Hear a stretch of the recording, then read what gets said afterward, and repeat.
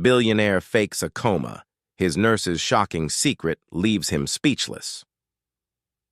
Imagine lying in a hospital bed, pretending to be unconscious, while every word spoken around you becomes a revelation. That's exactly what a black billionaire did, faking a coma to uncover the truth about those who surrounded him. But what he heard from his own nurse was nothing short of life-altering. This wasn't just about betrayal or greed.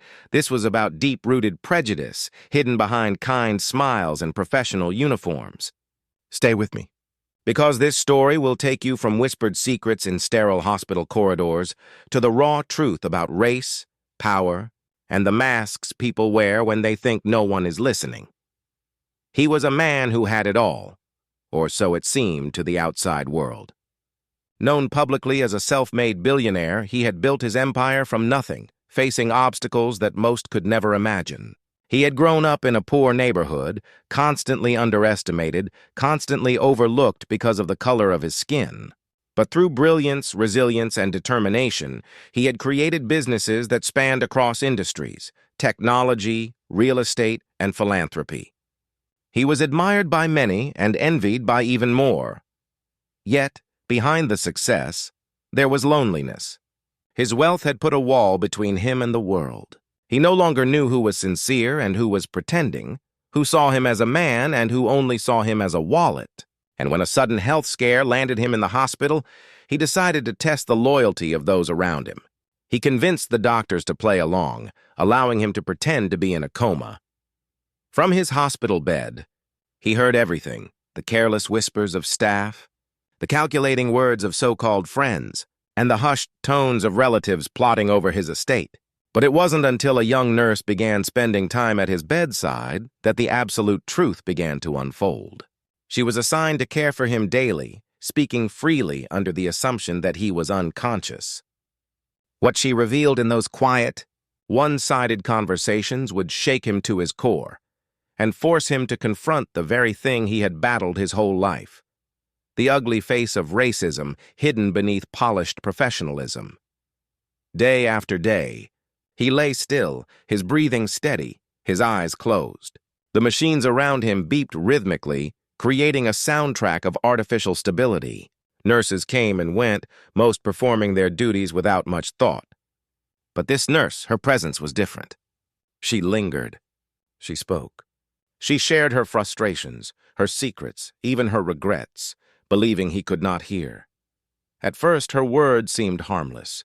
She complained about her shift hours, about the weight of caring for patients who never thanked her, but slowly her tone shifted. She began to speak about him, about the man she believed was comatose. She described him as one of those rich ones, hinting at a resentment she tried to dress up as casual observation. Then came the moments that chilled him. She whispered how some of the staff questioned why resources should be wasted on him, how others wondered out loud if someone like him even deserved the privilege of such expensive treatment. She repeated their cruel remarks, often agreeing with them, not realizing her patient was silently absorbing every word. One afternoon, as the sunlight filtered through the blinds, she confessed something more personal. She spoke of how she had grown up in a household where people who looked like him were painted as dangerous, lazy, and undeserving. She admitted that although she wore a professional smile, deep down, she still struggled with those ingrained biases. "I know I shouldn't think this way," she whispered, "but it's hard to unlearn what you've been taught." Her words cut deeper than the scheming of his relatives or the greed of his business partners. Because this was not about money, it was about humanity. He realized that even at the peak of his success, even in his most vulnerable moment, he was still being reduced to a stereotype. As days passed, her confessions grew darker. She revealed how some in the hospital mocked his background when they thought no one was listening. How sure doctors believed his wealth couldn't erase where he came from. She admitted she sometimes agreed, sometimes doubted whether he truly earned his place among the elite or whether he was just a lucky exception. He felt rage boiling inside him, but he forced himself to stay still. The test wasn't over. He needed to hear it all. Because in her unguarded words, He wasn't just hearing her. He was hearing the voice of a society that still refused to see him as an equal. And what he would eventually do with this knowledge would change everything. It happened late one night.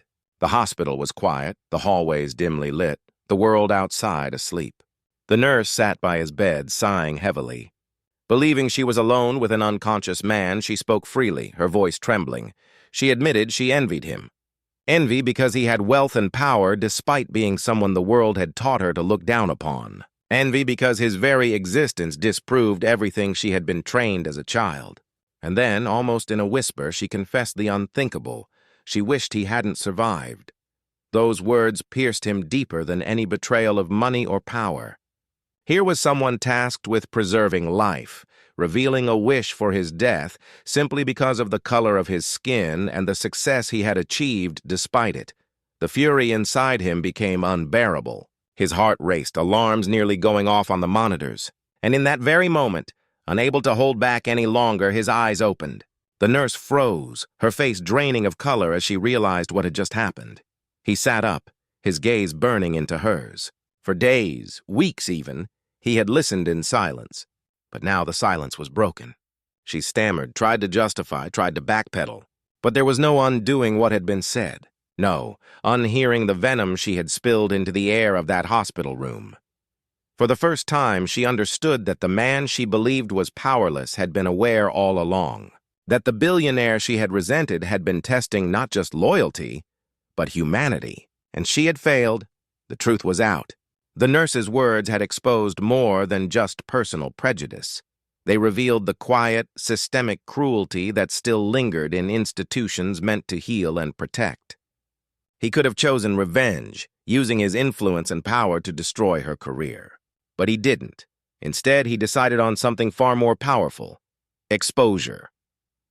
Within days, the story broke. Not just about one nurse, but about the culture within the hospital, the whispered conversations, the biases hiding in plain sight. He used his platform not to shame a single individual, but to shine a light on the larger issue. He funded programs within the hospital system to address racial bias in care, to train staff, to confront the very culture that had nearly celebrated his vulnerability. The nurse, of course, faced consequences. But more importantly, she was forced to reckon with her own conscience. The world now knew the truth, that racism doesn't always wear a hood or shout slurs. Sometimes it hides in whispered confessions, in subtle doubts, in the quiet wish that someone else's life didn't matter as much. As for him, he walked out of that hospital stronger, not because he had survived the health scare, but because he had uncovered the deeper sickness society still carried. And he turned that revelation into action. How many lives are shaped, or lost, because of the prejudice people hide when they think no one is listening? Until we confront that question, until we face the quiet racism whispered behind closed doors, true healing will never begin.